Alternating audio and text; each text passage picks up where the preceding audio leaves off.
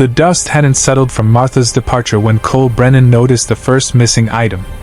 His grandmother's silver pocket watch, the one that had survived 3 generations of ranch work, simply vanished from the mantel where it had sat for 20 years. He'd torn the house apart looking for it, convinced he'd misplaced it during one of his distracted moments. But then the cash from his desk drawer disappeared, followed by his mother's pearl earrings, and finally, an entire envelope of money meant for the feed supplier.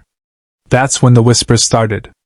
Martha Kendrick had worked for the Brennan Ranch for 8 months, cooking meals and keeping the sprawling ranch house in order. She was a quiet woman in her mid-30s, with tired eyes and calloused hands that spoke of a hard life.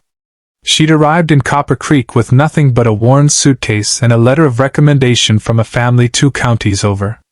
Cole had hired her because she needed the work desperately, and he needed someone reliable after his last housekeeper retired. The timing of the thefts couldn't have been worse for Martha. She'd been the only person with access to the house besides Cole and his teenage nephew, Danny, who lived with him after Cole's sister passed away. When Cole's foreman, Red Patterson, pointed out that nothing had gone missing before Martha arrived, the conclusion seemed obvious to everyone but Cole. Still, Cole had confronted her. He'd watched her face crumble as he'd asked if she knew anything about the missing items. She'd sworn on everything holy that she hadn't taken anything, that she'd never stolen a day in her life. But she couldn't explain the thefts any more than he could, and when the whole town started talking, when the other ranch wives refused to let her work for them, she'd packed her things and left Copper Creek in shame.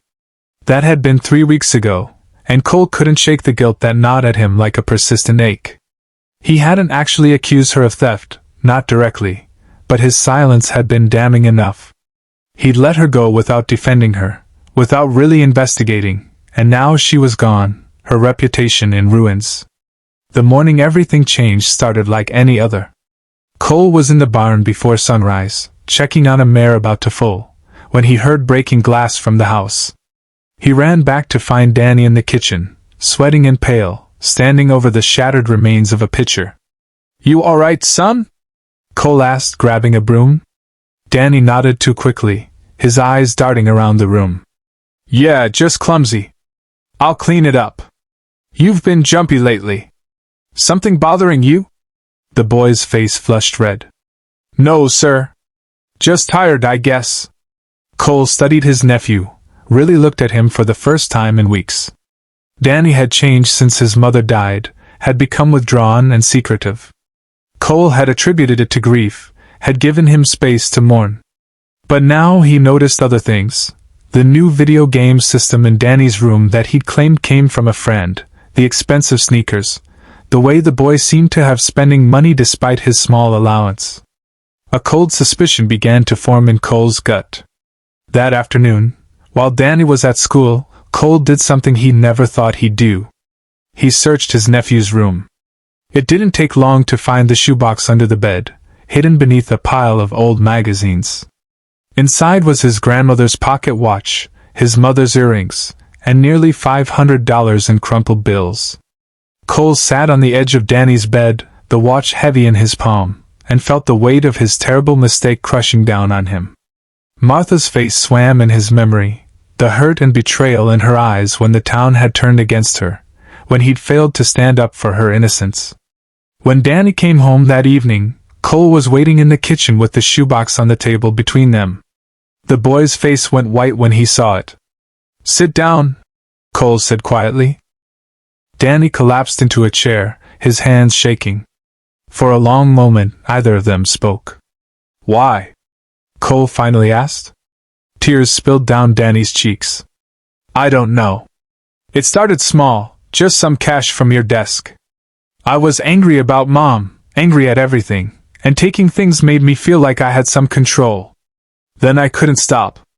I kept thinking I'd put it all back, but then Martha left, and everyone thought she did it, and I was too scared to say anything.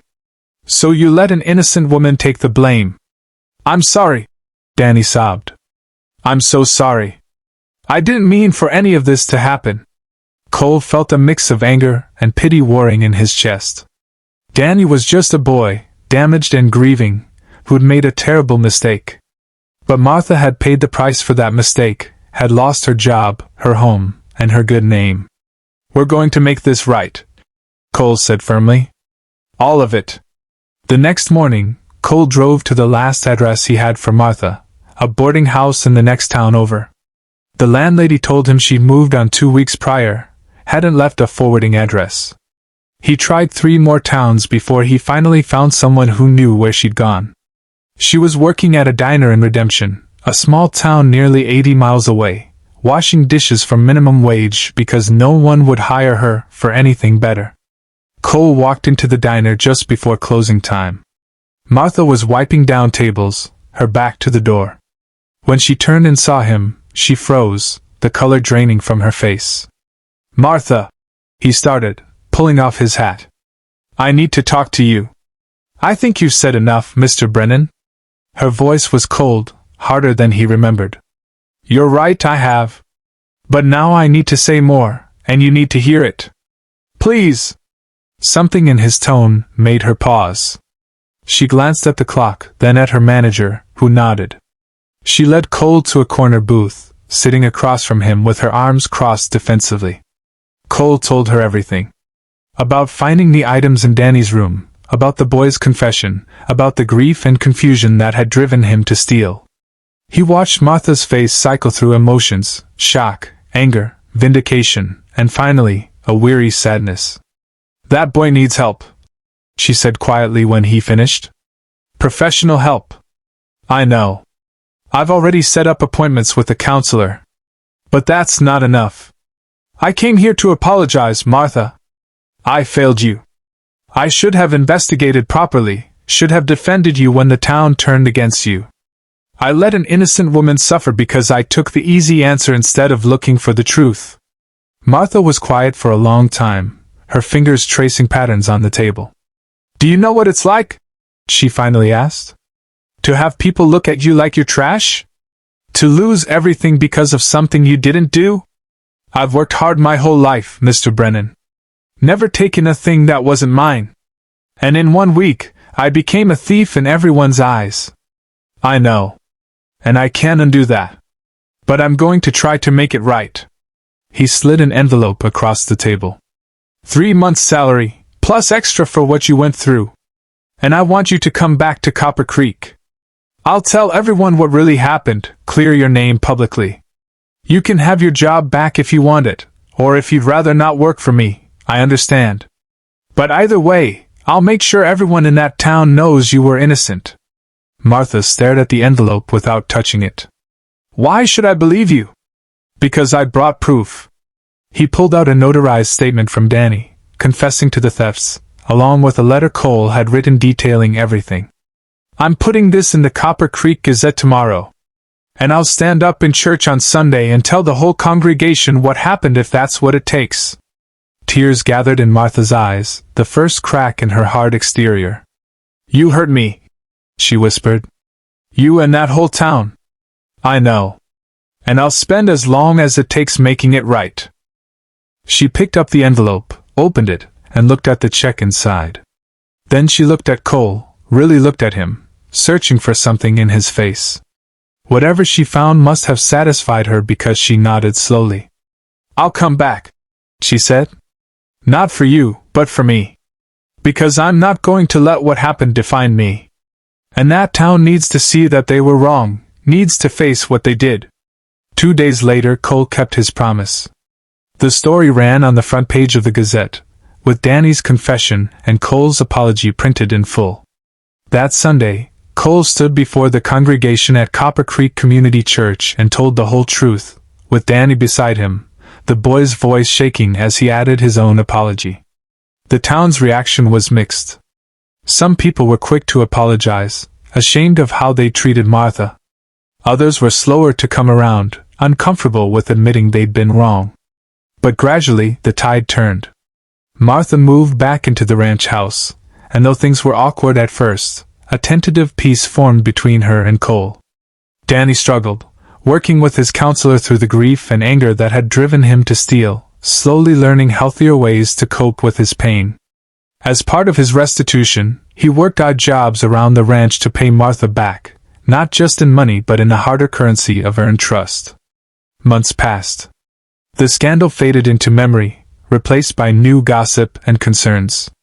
Martha's reputation was restored, better than before, as people in Copper Creek came to respect her strength in returning to face them all. She became known not as the woman who'd been falsely accused, but as the woman who'd refused to let injustice break her. One evening, Cole found Martha on the porch, watching the sun set over the distant mountains. "Beautiful tonight," he said, sitting beside her. "It is," she agreed. "Martha, I want you to know something. What happened, what I let happen to you, it changed me.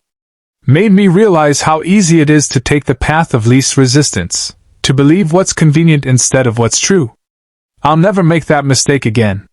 She looked at him, a slight smile playing at her lips. "Good. The world needs more people willing to look for truth, even when it's hard." They sat in comfortable silence as the sky blazed orange and red. Inside, Danny was doing homework at the kitchen table, slowly rebuilding his life under the watchful eyes of people who loved him enough to hold him accountable. Outside, the ranch spread around them, a testament to generations of hard work and values that sometimes faltered but could be restored. Martha had been branded a thief by fear and assumption, but the truth had set her free. And in the process, it had freed them all from the easier prison of convenient lies. The real theft, Cole had learned, hadn't been of watches or money, but of something far more valuable, a person's good name, their dignity, their place in the world. Restoring what had been stolen had taken courage, humility, and time. But some things, he now knew, were worth any price to make right.